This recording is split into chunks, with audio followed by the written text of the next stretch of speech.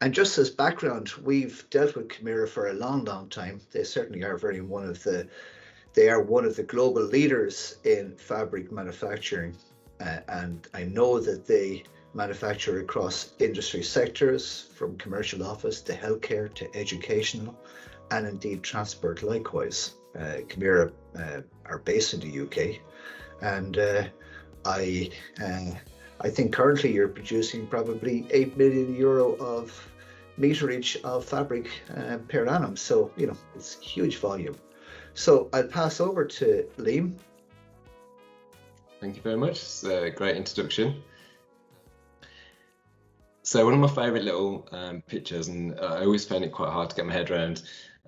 We do have a lot of recycled yarn, recycled polyester. So there's two main types of polyester, that we use, and that's virgin and recycled. So virgin is any polyester that's come, straight from the source, and essentially polyester is a plastic, and it comes from crude oil. So we do like to recycle as much as we can. There's two different types of recycled polyester. You have post-industrial. This is any kind of plastics that have come from industrial and factories, car parts and things like that, which we wouldn't have had ever as consumers touched. And then what we have is consumer recycled.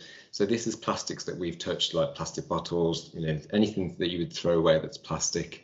And this is probably much better for the environment. It's stopping these plastics that we use daily going into landfill. So post-consumer polyesters that we use is Rivet. That was probably our first biggest one, our biggest launch, made entirely from 100% plastic bottles. But a lot of people don't know we've actually changed the yarn now on both Extreme and Lucia. So both these fabrics are also made from recycled plastic bottles, post-consumer plastics. So how do we do this? It's a bit mind-boggling. This picture sums it up a little bit easier for you. Essentially what we do is we crunch down the plastic, so the plastic bottles. They turn into chips. These chips are then turned into liquid in a melting pot. Then that liquid is extruded through a shower head.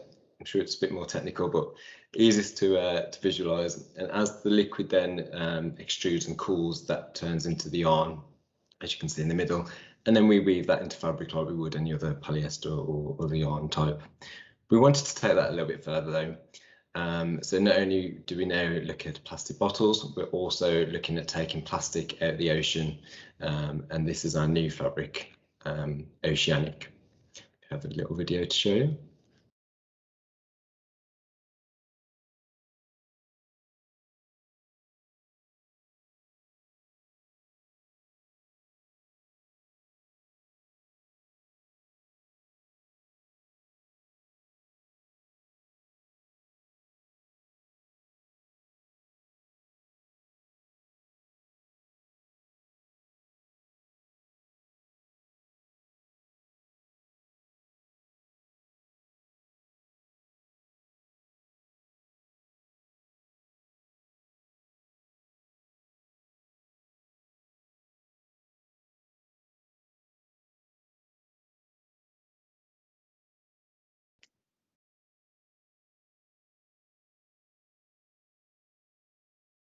Okay, might have not had any sound in that video, but I can share all the links to all the videos so you can see them in all the glory with the sound.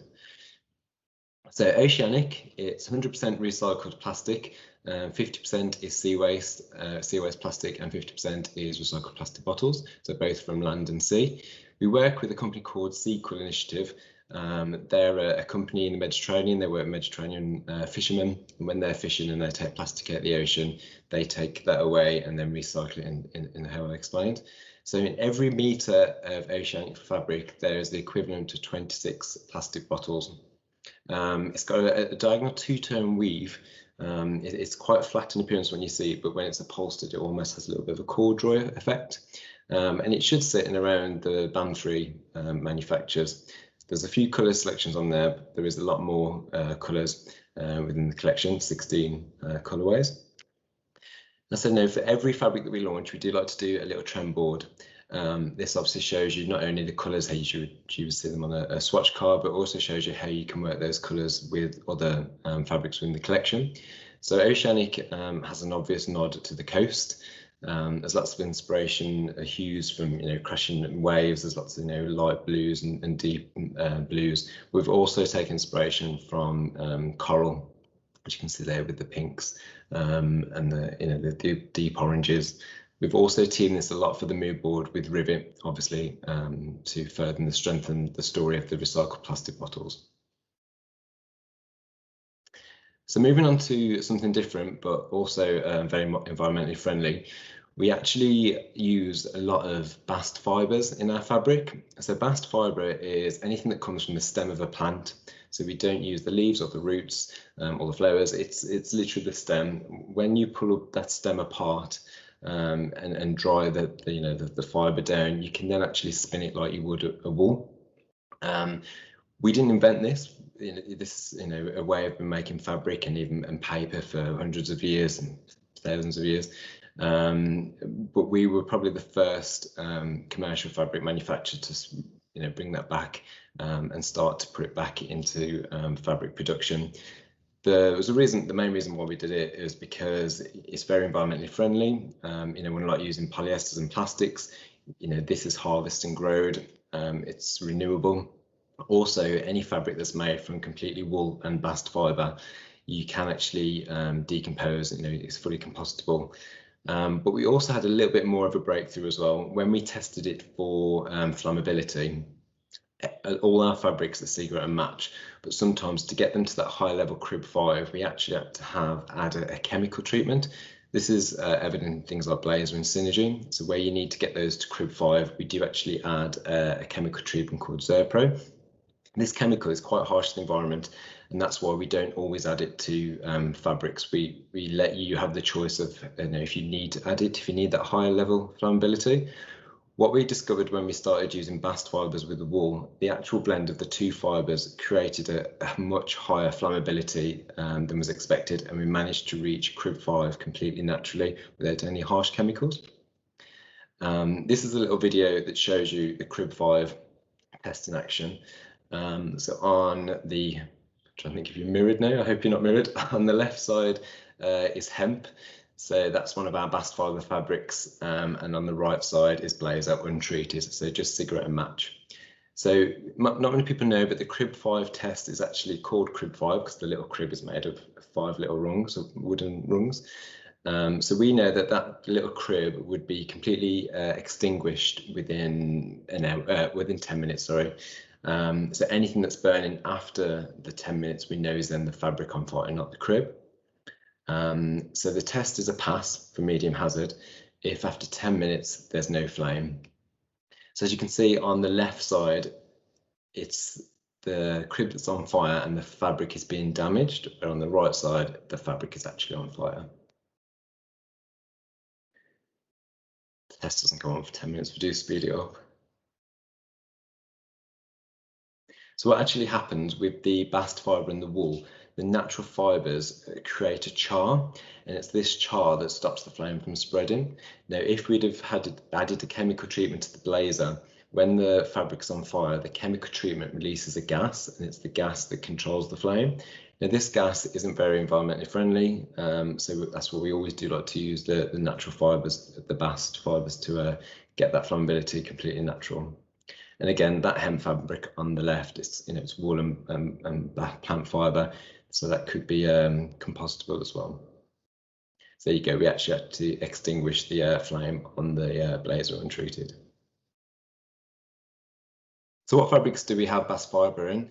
Well, there's 3 bast fibres that we use mostly. We started off with nettle, then we used hemp. So we've got our hemp fabric. And most recently, we've started to use flax. Now, flax is cheaper to use than hemp and nettle, which you'll see in the way the fabric's banded. Flax is grown more readily and more available, and it grows a lot quicker. The flax plant is also used for other things in medical and food. So there's a lot of farmers that like to grow it. So in the collection, in the bast fibres, we have hemp, mainline flax, patina, and silk. We also have nettle Aztec, mainline flax stripe, and 24/7 flax. We want to take this one step further, and I think you'll find over the years our collection will keep growing. We had a fabric called Craggan, which you may be familiar with. You know, to get Craggan to crib fire, we always added the chemical treatment. It was just always added when it was made, and we wanted to make it more environment friendly and create Craggan Flax. So this is a new Craggan made from the sustainable wool and flax fibre.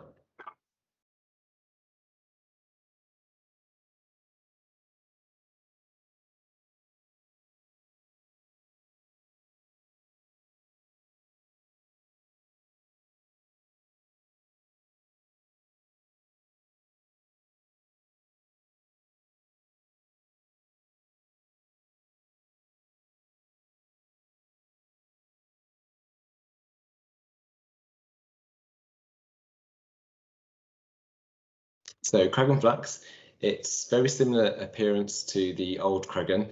Hopefully you can't tell much of a difference. So, you know, if you did want to put it into an environment or a scheme that's already got the old Craggan in, there should be no difference.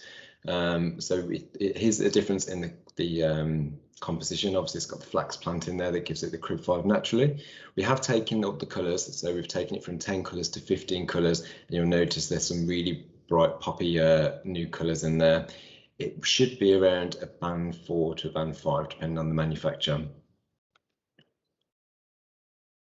So again, here's our little mood board that we've created for Craggan Flax. We wanted to have a very playful palette, as you can see on the first on the left. The easiest way to create a playful palette is to use primary colours, you know, your blue, your yellows and your reds. It can look a little bit childish, so it's good to kind of keep it sophisticated, and we've done that with some synergy and some silk in there as well. We then move on to a bit more corporate, using more earthy browns and moss greens. This is a little bit of a nod to the, you know, the biophilic design, you know, the indoor out, and also we've used new deep pinks and quite violety purples. And we do see purples and pinks still continuing to be on trend, and you'll see a lot of our new collections, we're introducing a lot more purples back in there. So we love wool. Any time we can make new fabric out of wool, you know, our biggest selling fabric, Blazer and Synergy, is made from wool. Blazer is 100% wool. We used a lot of New Zealand fleeces, New Zealand sheep. The good thing, you know, it's rapidly renewable. There'll always be, you know, wool to make new fabrics, and again, it's compostable. So we use non-metallic dye stuff in Blazer, so you can literally take Blazer off the seat, and put it into the ground. So our new fabric, Sumi Kyoto, is our new, well, latest wool fabric, with a definite nod to a Japanese inspiration.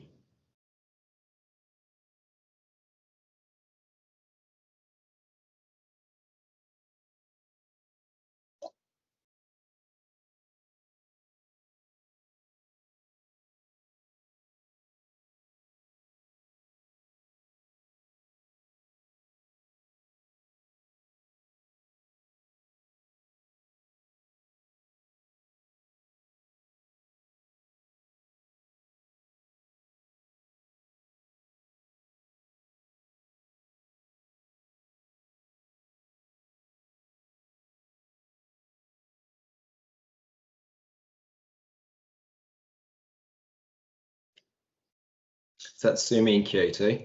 It's a very minimalist fabric. It's kind of taking inspiration from the Scandi look and feel, more with the Sumi, and then with the Kyoto, the sort of grid pattern. We've only launched it at the moment with 6 colours, 3 greys and 3 neutrals, but I'll give you a sneak peek on the next slide. We are introducing 27 new colours in June. We're in June today, so they'll be coming hopefully at the very end of this month. So it's got a smooth, soft appearance of a luxury of a prel. It's very different to Blazer, where you've got that kind of felted wool. This has a very soft, flat feel, and kind of taking that nod to more of what you would like to see in your home, in the domestic environment, and you know what you would want to see in the domestic environment. Now you'd also want to see in your office, you know, in hotels. You know, we're kind of getting that very blurred line. Should be about a band 3. It should be the same banding as Blazer. So here's your sneak peek. This literally was launched internally last week. I'm not allowed to share it as such, but hopefully, you know, this will help you. Not only should the colours that are coming and, you know, get you excited, but also you kind of see the direction where we're going. We've had a new creative director, Lynn Kingdom, and she's helped us kind of take our colour choices to another level. And I think you'll see that there's colours in there that you would like to see in your home as well as in the office, and there's that blurred lines. Again, as I mentioned earlier, we're still very popular with the pinks and the corals, deep purples along with mossy greens. It tends to be the very on-trend colours at the moment. So Kyoto is the matching accompaniment to Sumi. They can be used together. You probably find it's a band higher than Sumi, possibly going to about band 4. And again, in Kyoto, we've only got the 6 colours at the moment, so the 3 greys and the 3 neutrals. So here's the mood board for Sumi in Kyoto. We've taken a lot of inspiration here from nature. So again, lots of earthy browns, deep mossy greens, along with them with autumn reds. I think the trend at the moment is if you would see the colour in nature, it's probably on trend. It's very natural and kind of getting that calm environment into the office space.